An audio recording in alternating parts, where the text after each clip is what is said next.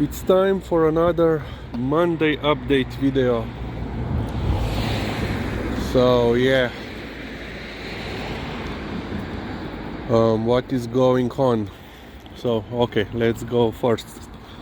First thing, Liza, as you can see, she's doing okay, but Liza, čaki, stoj.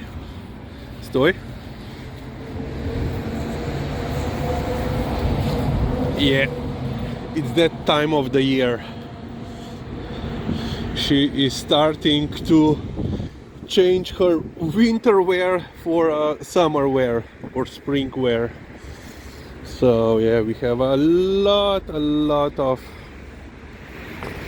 hair around the house, but yeah, we are used to it. Yeah, she's doing fine. We are going for a walk. Okay, she should be wearing her head collar, but she will wear it in the afternoon walk when Lil Sis will be hopefully with us. But yeah, nothing major to report regarding Liza. Second, regarding COVID. Basically, the situation has been stabilizing for the last month or so, several weeks now. The numbers are, let's say, relatively dropping. There's still, quite a lot of people in hospitals, but nowhere near we are not seeing the numbers that we have seen before, during the peak, in the early, let's say, first half of the January. Yeah, up to complete, basically, whole January up to the February. No, păi Lizzie greva. I don't know what she's looking at.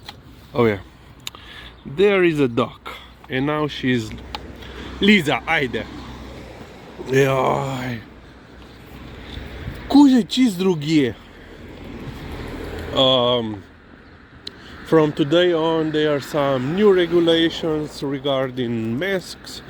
Basically, in all educational institutions, schools, high schools, universities, you don't need to wear mask anymore.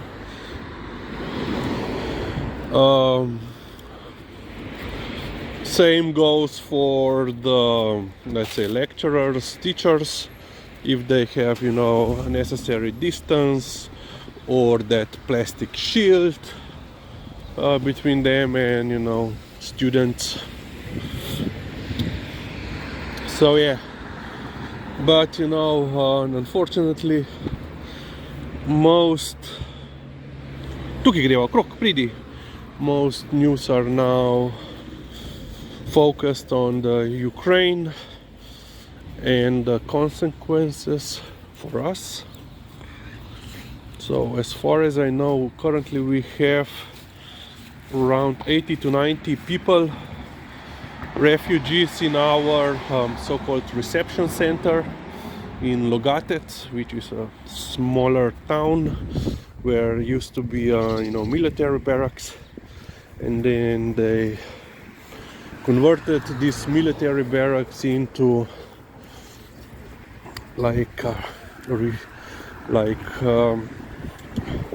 educational, sport and housing kinda-ish complex, which is also can be used for refugees. Basically, the former Logatec military barracks, they were trying to create like a leisure complex for the veterans of Slovenia Independence War, and basically it has an alternative uses.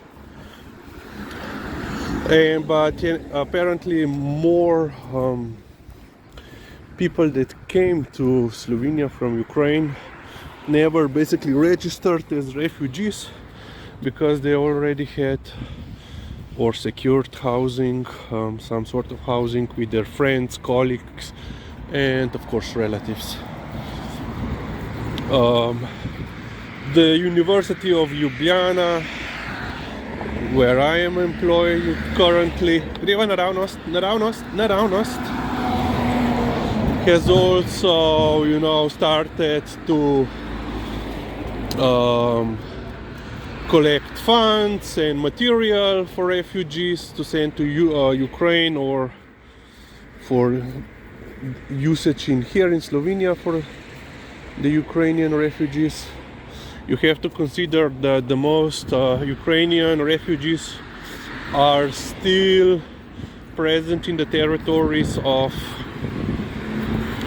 Poland, Hungary, Romania, and also Moldova. So the neighboring countries that also have, you know, large Ukrainian minority. And we are, instead of going on through the easy route, we have to squeeze. So yeah, they are apparently expecting some more refugees this week. One of the largest groups that are currently here is actually a football club, soccer club, that was apparently, so a whole team, you know, kids, boys between, you know, I think 14 to 18. So, and only their trainer, their coach is with them, and they are also staying in Logatec. What else? University of Ljubljana has also called to all the teachers that have, you know, different projects, and they to see if they can, you know, include refugee Ukrainian scholars, you know, professors and other university personnel in these projects. So yeah, that's it. As I was saying in the previous week, you know, the thing that I was worried the most, you know, regarding nuclear side of the struggle has already happened. Not as severe as it could be, but still, you know, basically this is the first conflict in the history of the world when some force was actually directly shooting at the nuclear power plant or nuclear facility. So yeah, that is quite a big concern. Of course, you know, the problems are also with rising prices of food, which were already rising before, but now, you know, with Ukraine involved, well, Ukraine and Russia involved in this struggle, conflict, war, special military operation, as it's called in Russia, you know, and they are major providers of wheat, corn, and other food items. Ok, gremo. Pridi, ne morva. It's Toren Tango, but we have to go across. Yeah. Tango is angry. Pridi, Lizzy, greva.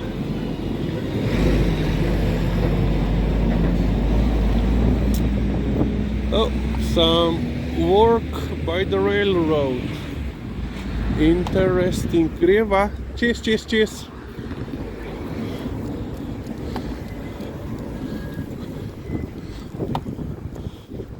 So most likely they are building, I believe, something for some pipes.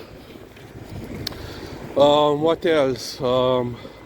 Yeah, apparently tomorrow, or actually from midnight to night. The prices of benzene, petrol and diesel fuel will go up, and they will apparently reach the highest, they will be the highest ever in the history of Slovenia. But apparently we still have lower prices than our neighboring countries, you know, let's Austria, Italy and so forth. Yeah, that will be quite a major problem, you know, especially for people that are, you know, everyday users of car, even though, you know, they could be using, you know, public transportation, bus, trains and so forth, or like my mom, you know, on the bike. So yeah. Anything else to report? No.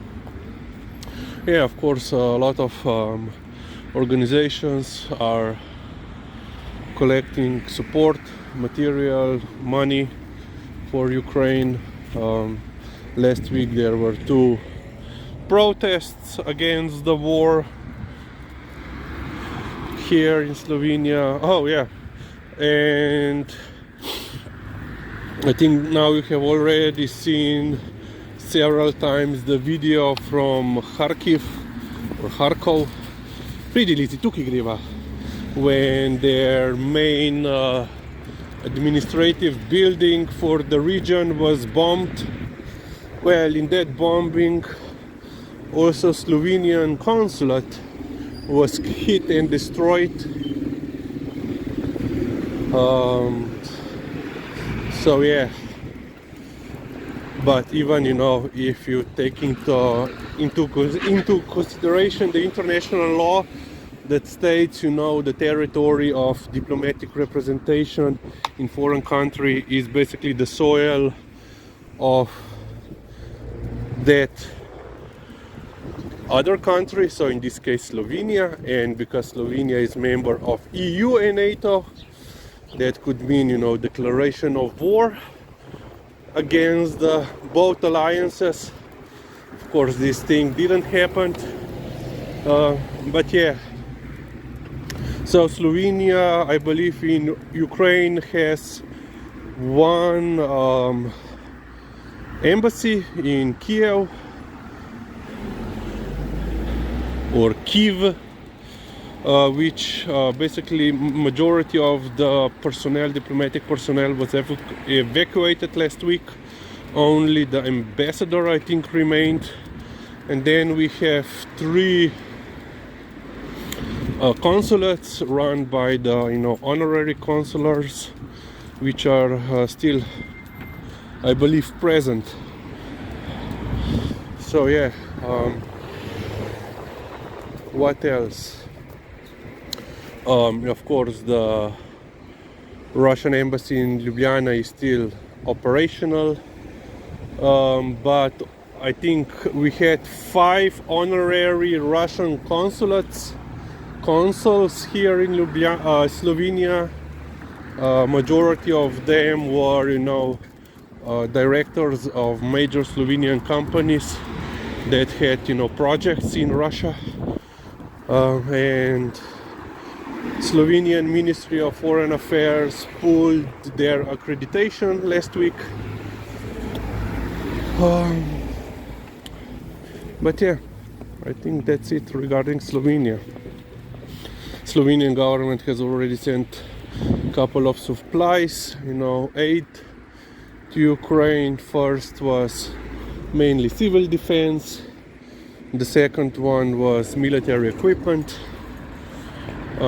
rifles, ammunition and helmets from our military strategic reserves. But yeah, that's it. Nothing else to report. So far, let's say we are doing good. Okay, hopefully all of you are also in better position than Ukrainians. So yeah, We will see you next time.